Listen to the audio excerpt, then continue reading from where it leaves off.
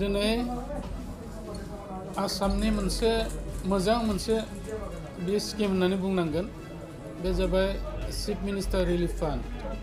Chief minister relief फान्डनि गेजेरजों विभिन्न माने एलेकायाव एबा आसामनि मोन 126 समस्तियाव बावहाय जायफोर रगिफोर ट्रिटमेन्ट लागासिनो दं, बेजों लोगोसे स्टुडेन्टफोरनि थाखायबो बाहाय माने स्कलारशिप होनाय जायो। थिग बेबादिनो दिनै 28 नम्बर गसाइगाव समस्तिनि थाखाय फार्स्ट टाइम जोंनो 17टा जोंनि चेकखौ हरनाय जादों चिफ मिनिस्टार रिलिफ फान्डनि गेजेरजों।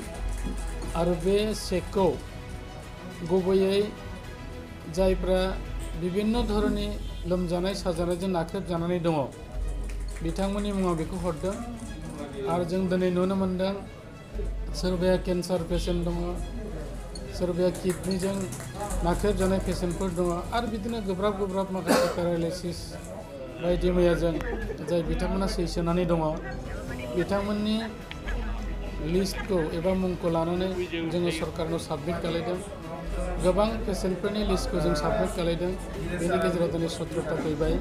दा 17 जन पेसेन्टफोरनो जोङो बे चेकखौ जों दिनै गथायदों आरो मिजिंथिदों आसामनि मानगोनां chief minister doctor Himanta Biswa शर्मानि जे मोनसे मोजां थांखिजों बिथाङा खामानिखौ मावनो लादों।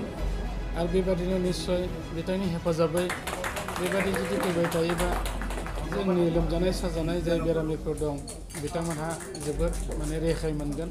आरो बिनि थाखायनो बिथाङा बे मोनसे स्किमखौ लादों। दा जों मिजिंथिदों जाय बिथांमोनहा दिनै बेखौ मोननो हाबाय बेनो थोजासे नङाब्लाबो नाथाय बिथांमोननि थाखाय एसे हेफाजाबाव होगोन होनना जों मिजिंथिदों।